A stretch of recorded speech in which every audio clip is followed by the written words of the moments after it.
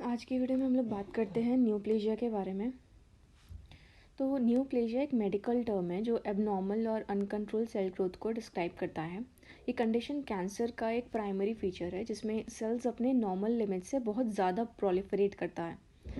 Aetiology term का meaning होता है कि इस किसी बीमारी या कंडीशन के होने का मेन रीज़न क्या है या उसका कॉज क्या है।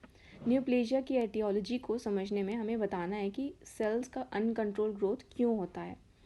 तो न्यूप्लेजिया एक मेजर कॉज है जिसमें कॉज जेनेटिक म्यूटेशन और चेंजेस होते हैं। ये म्यूटेशन नॉर्मल सेलुलर फंक्शन को डिस्टर्ब करते हैं और सेल्स को अनकंट्रोल ग्रोथ की तरफ पुश करते हैं। कुछ एनवायरमेंटल फैक्टर्स भी न्यूप्लेजिया को ट्रिगर कर सकते हैं, जैसे कि exposure to carcinogenic substance, radiation और सर्टेन केमिकल्स जो कि जेनेटिक म्यूटेशन को इंड्यूस करके कैंसर डेवलपमेंट में कंट्रीब्यूट करते हैं। कुछ वायरस भी न्यूप्लेजिया को कॉज कर सकते हैं, जैसे कि ह्यूमन पैपिलोमा वायरस और हेपेटाइटिस बी। ये वायरसेस होस्ट सेल्स के डीएनए में चेंजेस ला सकते हैं और उनका अनकंट्रोल ग्रोथ स्टिमुलेट कर सकते हैं। इम्यून सिस्टम की इम्प्रॉपर फंक्शनिंग भी न्यूप्लेजिया का एक कॉज हो सकता है। जब इम्यून सिस्टम सेल्स को रिकॉग्नाइज और कंट्रोल नहीं कर पाते तो अनकंट्रोल ग्रोथ स्टार्ट हो जाती है। कुछ केसेस में न्यूप्लेजिया के पीछे हेरिडिटरी फैक्टर्स भी होते हैं। अगर किसी के फैमिली में ऑलरेडी कैंसर केस है तो जेनेटिक प्रीडिस्पोजिशन होने के कारण उनमें भी न्यूप्लेजिया डेवलप होने के चांसेस बढ़ जाते हैं। क्रॉनिक इन्फ्लेमेशन कंडीशन भी न्यूप्लेजिया के डेवलपमेंट में कंट्रीब्यूट कर सकते हैं। रिपीटेड इन्फ्लेमेशन से टिश्यू डैमेज होता है और सेल्स का अनकंट्रोल ग्रोथ होने लगता है। हार्मोनल इम्बैलेंस की बात करें, हार्मोनल इम्बैलेंस भी न्यूप्लेजिया का एक कॉज हो सकता है। हार्मोन्स के एबनॉर्मल सिक्रीशन या अनकंट्रोल एक्सपोजर, स्पेशली कुछ कैंसर जैसे कि ब्रेस्ट हो गया या फिर प्रोस्टेट कैंसर हो गया, न्यूप्लेजिया को स्टिमुलेट कर सकते हैं।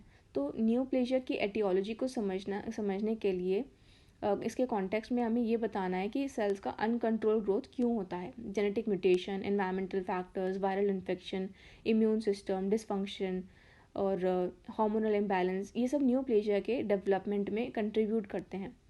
इस नॉलेज से हमें बेटर प्रिवेंटेटिव मेजर्स और ट्रीटमेंट ऑप्शन डेवलप करने में मदद मिलती है। तो इसमें हम लोग ये सारे फैक्टर्स को एक बार अच्छे से देखते हैं। अगर हम जेनेटिक फैक्टर्स की बात करते हैं तो सोमैटिक म्यूटेशन वो जेनेटिक चेंजेस होते हैं जो किसी इंडिविजुअल के नॉन रिप्रोडक्टिव सेल्स में होते हैं, मतलब जो उनकी बॉडी के पार्ट्स में होते हैं लेकिन नेक्स्ट जनरेशन तक पास नहीं होते। न्यूप्लेजिया का एक मेजर कॉज जो है सोमैटिक म्यूटेशन होते हैं, जिसमें स्पेसिफिक जीन्स में एबनॉर्मल चेंजेस ऑकर होते हैं। ऑन्कोजीन्स नॉर्मल सर्कमस्टांसेस में सेल ग्रोथ और डिवीजन को कंट्रोल करते हैं, लेकिन जब ये जीन्स सोमैटिक म्यूटेशन के थ्रू एक्टिवेट होते हैं तो उनका नॉर्मल फंक्शनिंग डिस्टर्ब हो जाता है। सेल्स जो है वो अनकंट्रोल तौर पर प्रोलिफरेट होने लगते हैं।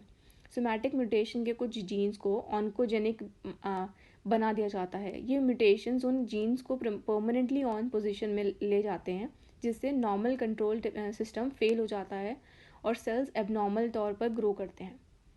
डिफरेंट टाइप्स के ऑन्कोजीन्स होते हैं, जैसे कि ग्रोथ फैक्टर रिसेप्टर हो गया, सिग्नल ट्रांसडक्शन प्रोटीन हो गया या फिर ट्रांसक्रिप्शन फैक्टर्स। इन सब के एबनॉर्मल एक्टिवेशन से कैंसर का रिस्क बढ़ जाता है। Tumour suppressor genes normally cell division को कंट्रोल करते हैं और एबनॉर्मल ग्रोथ से बचाते हैं, लेकिन जब इन जीन्स में सोमैटिक म्यूटेशन होता है तो इनकी फंक्शनिंग डिस्टर्ब होती है और सेल्स अनकंट्रोल तौर पर डिवाइड होने लगते हैं।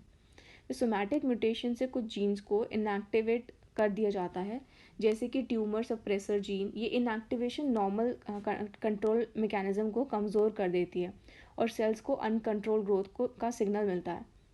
सोमैटिक म्यूटेशन के थ्रू मिसमैच रिपेयर जीन या फिर डीएनए डैमेज रिस्पॉन्स जीन में भी चेंजेस आ सकते हैं। ये genes normally DNA repair mechanism को रेगुलेट करते हैं, लेकिन जब अगर इनमें म्यूटेशंस होते हैं तो डीएनए डैमेज एक्यूमुलेट हो जाता है और कैंसर का रिस्क बढ़ जाता है।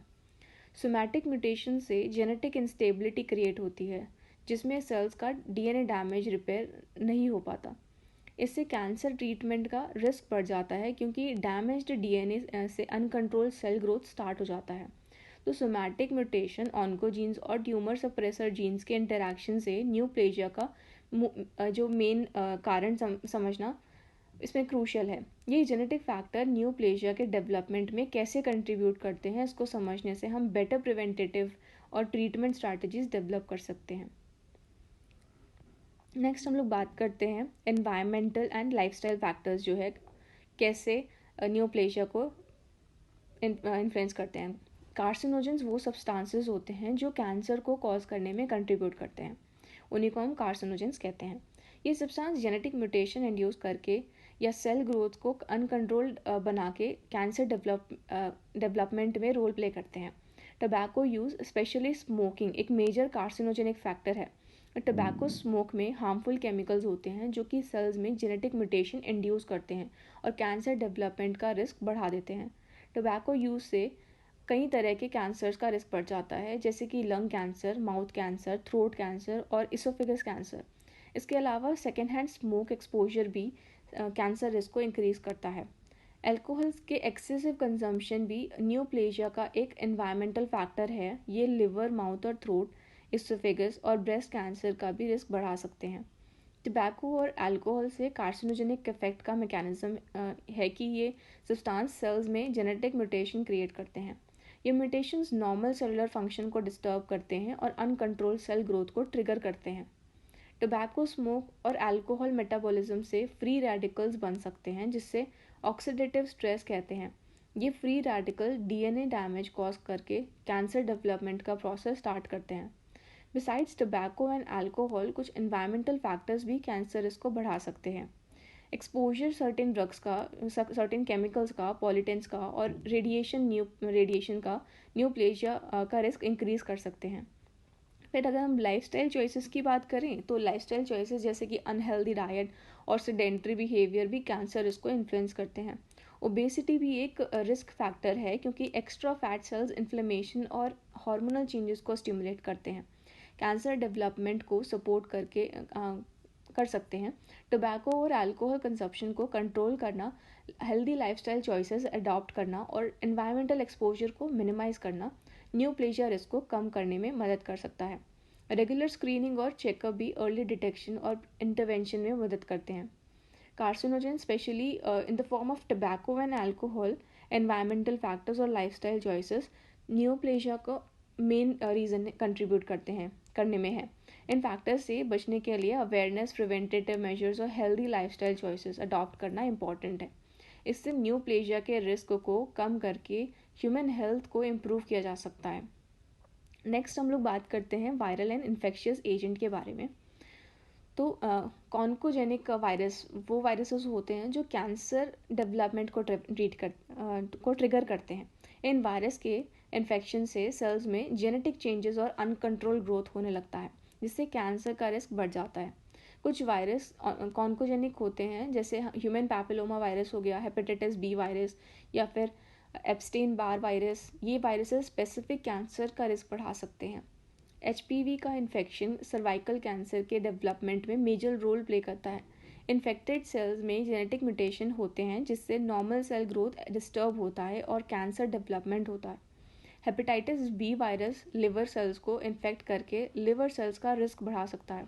ये वायरस लिवर सेल्स में इन्फ्लेमेशन और जेनेटिक म्यूटेशन इंड्यूस करके कैंसर डेवलपमेंट को सपोर्ट करते हैं।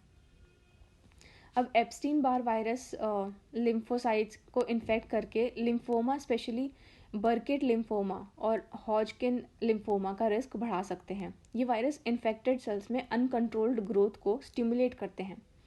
अब कॉन्कोजेनिक वायरस के इन्फेक्शन से वायरल डीएनए होस्ट सेल्स के डीएनए में इंटीग्रेट हो सकता है। इससे होस्ट सेल्स के ऑन्कोजेंस को एक्टिवेट किया जा सकता है, जिससे अनकंट्रोल्ड ग्रोथ स्टार्ट होता है। कुछ बैक्टीरियल इन्फेक्शंस भी नियोप्लेजिया डेवलपमेंट को इन्फ्लुएंस कर सकते हैं।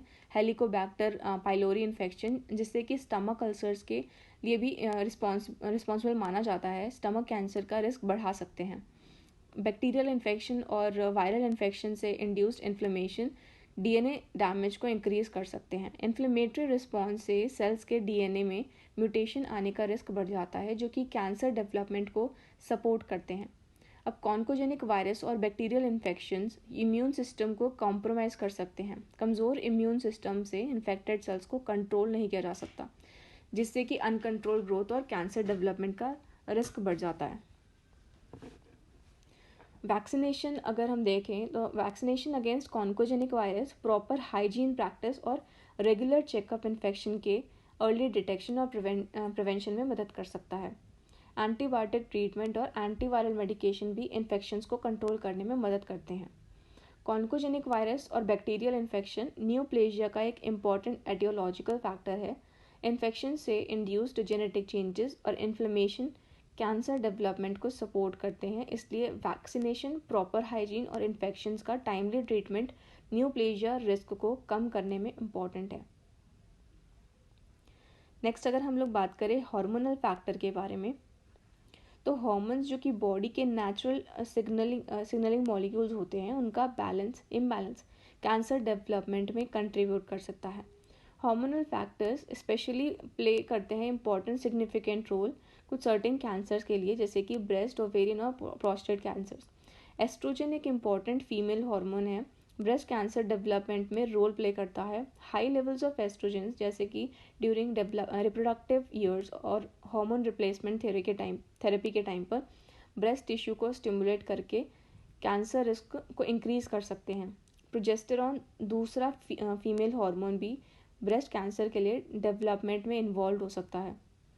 एस्ट्रोजन के साथ कॉम्बिनेशन में प्रोजेस्टेरॉन हार्मोनल इम्बैलेंस को क्रिएट करके कैंसर रिस्क बढ़ा सकता है। एंड्रोजन्स मेल हार्मोन जिसे कहते हैं, प्रोस्टेट कैंसर के डेवलपमेंट में रोल प्ले करते हैं।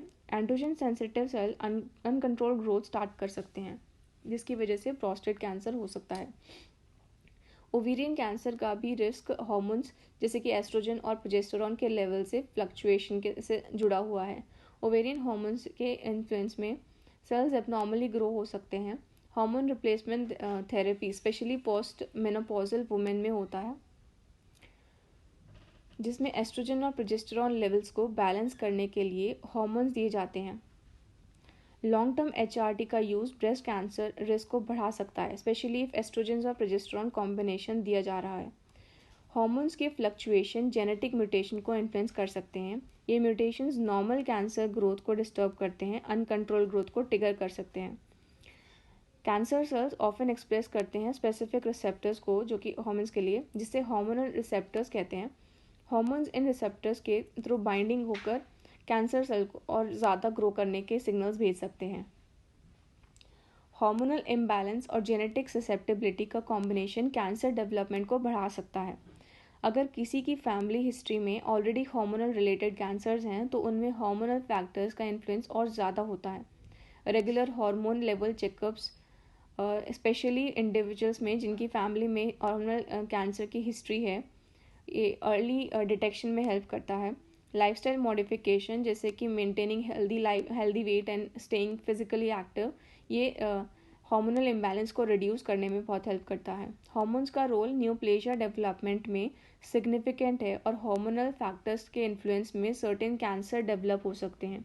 हार्मोनल रिप्लेसमेंट थ्योरी का क्वेश्चन यूज़ और प्रिवेंटेटिव मेजर्स के थ्रू हार्मोनल रिलेटेड कैंसर्स का रिस्क रिड्यूस किया जा सकता है।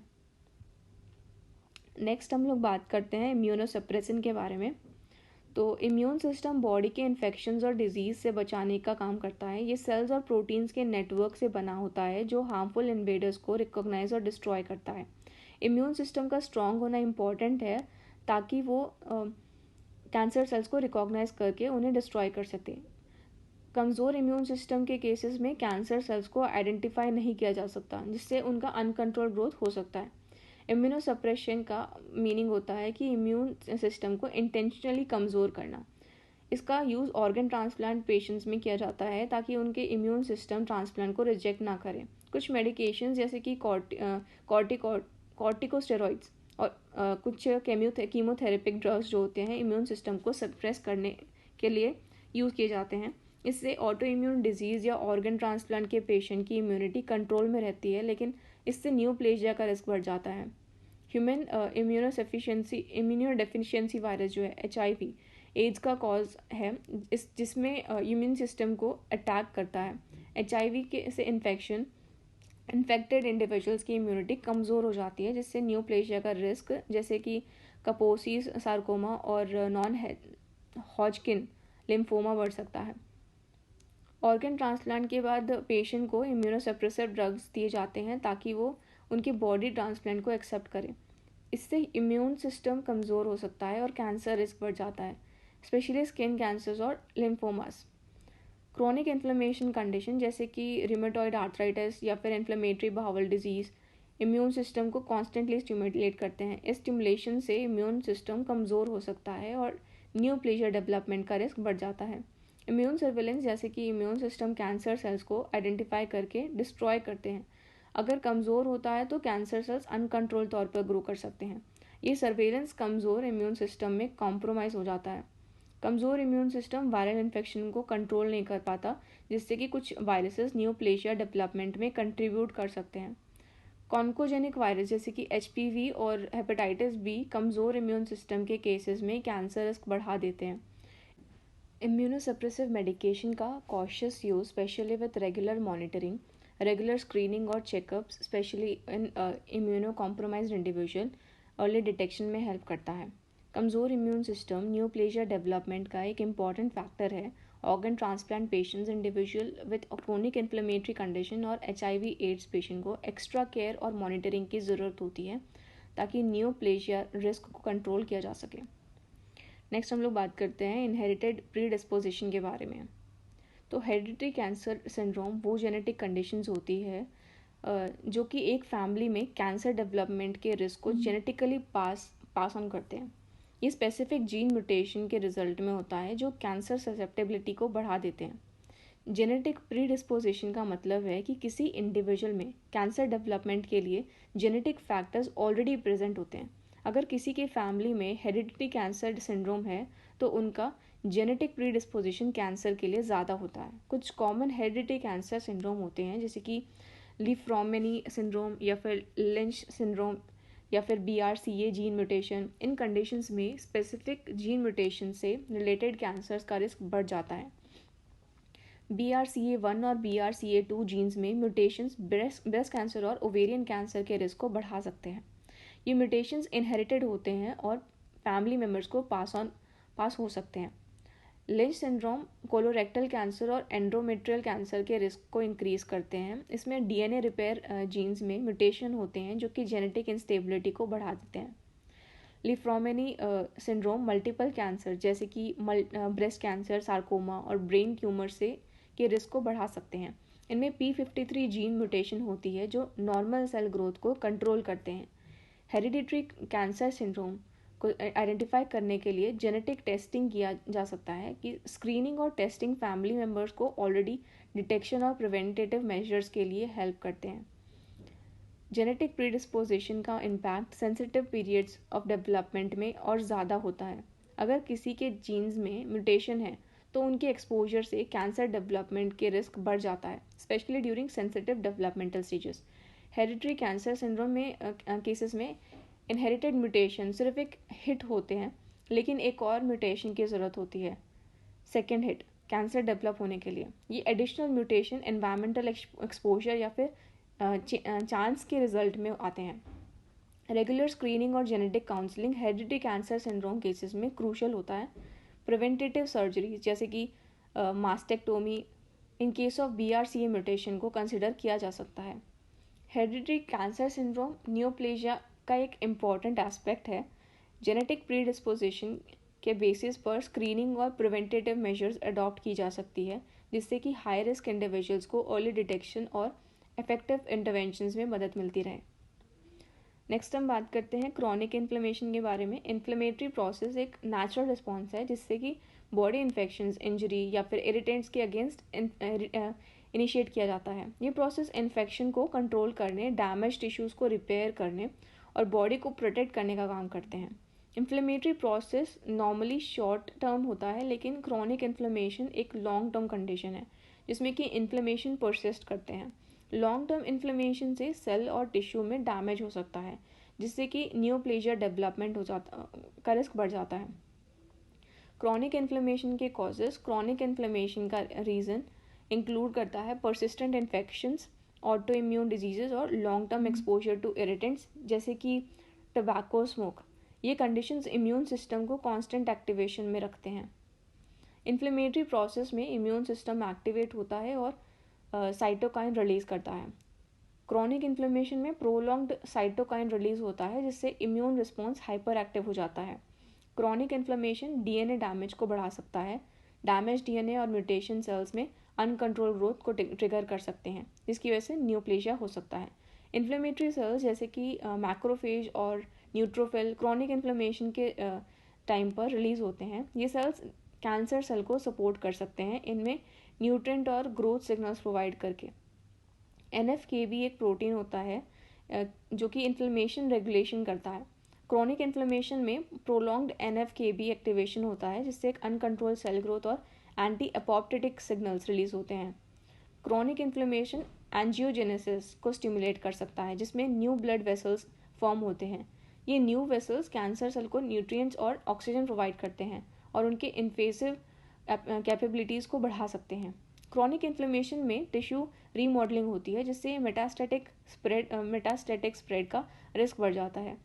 इन्वेडेड टिश्यू में कैंसर सेल्स इजीली स्प्रेड कर सकते हैं। ऑटो इम्यून डिजीज़ और न्यूप्लेजिया की अगर हम बात करें तो ऑटो इम्यून डिजीज़ जिसमें इम्यून सिस्टम अपने ही सेल्स को अटैक करते हैं, क्रॉनिक इन्फ्लेमेशन को ट्रिगर कर सकते हैं। इससे इम्यून सिस्टम कैंसर सेल को रिकॉग्नाइज करने में कमज़ोर हो जाता है। अब क्रॉनिक इन्फ्लेमेशन के कॉजेज़ को एड्रेस करना इंपॉर्टेंट है, जैसे कि treating underlying infection, avoiding exposure to irritants और managing autoimmune disease. Anti inflammatory lifestyle choices जैसे कि हेल्दी डाइट और रेगुलर एक्सरसाइज इन्फ्लेमेशन को कंट्रोल करने में रख सकती है मदद। क्रॉनिक इन्फ्लेमेशन न्यूप्लेजिया डेवलपमेंट का एक इम्पॉर्टेंट फैक्टर है। इसके प्रोलॉन्ग्ड इफेक्ट से सेल्स में जेनेटिक म्यूटेशन और अनकंट्रोल ग्रोथ होता है जिसकी वजह से कैंसर होता है। प्रिवेंटेटिव मेजर और टाइमली इंटरवेंशन से क्रॉनिक इन्फ्लेमेशन को कंट्रोल किया जा सकता है जिसकी वजह से हम न्यूप्लेजिया का रिस्क कंट्रोल में रख सकते हैं, रिड्यूस कर सकते हैं। नेक्स्ट हम लास्टली बात करते हैं एज के बारे में। तो एज भी एक इम्पॉर्टेंट फैक्टर है जब हम न्यूप्लेजिया रिस्क को समझने की बात करते हैं। ज़्यादातर कैंसर जो होते हैं वो ओल्डर एजेस में डेवलप होते हैं। सेलुलर एजिंग के साथ साथ डीएनए डैमेज एक्यूमुलेट होता है। ज़्यादा उम्र के होने से डीएनए रिपेयर मैकेनिज्म कमज़ोर हो जाता है। इसकी वजह से कैंसर डेवलपमेंट का रिस्क बढ़ जाता है। जैसे हमारी उम्र बढ़ती है तो जेनेटिक म्यूटेशन एक्यूमुलेट होते जाते हैं। ये म्यूटेशन नॉर्मल सेल फंक्शनिंग को डिस्टर्ब करके अनकंट्रोल ग्रोथ को ट्रिगर कर सकते हैं। ओल्डर एज में इम्यून सिस्टम भी कमज़ोर हो जाता है। इससे इन्फेक्टेड सेल्स या कैंसर सेल्स को रिकॉग्नाइज और डिस्ट्रॉय करने में देरी होती है, जिससे कि न्यूप्लेजिया रिस्क बढ़ जाता है। Hormonal changes specially post menopausal women में ब्रेस्ट कैंसर का रिस्क बढ़ सकता है। हार्मोन्स की फ्लक्चुएशन से जेनेटिक म्यूटेशन और अनकंट्रोल सेल ग्रोथ को सपोर्ट मिलता है। जितनी ज़्यादा उम्र बढ़ती है उतना ज़्यादा टाइम एनवायरमेंटल एक्सपोजर का इम्पैक्ट होता है। लॉन्ग टर्म एक्सपोजर कार्सिनोजन से अगर हम देखें तो और पॉल्यूटेंट से जेनेटिक डैमेज होता है, जिससे कैंसर डेवलपमेंट का रिस्क बढ़ जाता है। सर्टेन कैंसर के लिए सेंसिटिव पीरियड होता है जिसमें एनवायरमेंटल एक्सपोजर का इम्पैक्ट ज़्यादा होता है। उम्र के साथ साथ इन सेंसिटिव पीरियड का इम्पैक्ट भी एक्यूमुलेट होता है जिसकी वजह से न्यूप्लेजिया का रिस्क इंक्रीज हो जाता है। टीलोमेर्स की बात करें तो जो कि क्रोमोसोम के एंड्स में होते हैं, हर सेल डिवीजन के बाद छोटे होते जाते हैं। उम्र के साथ टीलोमेर शॉर्टनिंग से सेल डिवीजन पोटेंशियल कम हो जाता है जिससे कैंसर रिस्क बढ़ जाता है। एजिंग के साथ मेटाबॉलिक चेंजेस होते हैं जिससे ओबेसिटी और इंसुलिन रेजिस्टेंस का रिस्क बढ़ता है। ये मेटाबॉलिक चेंजेस कैंसर डेवलपमेंट को सपोर्ट करते हैं।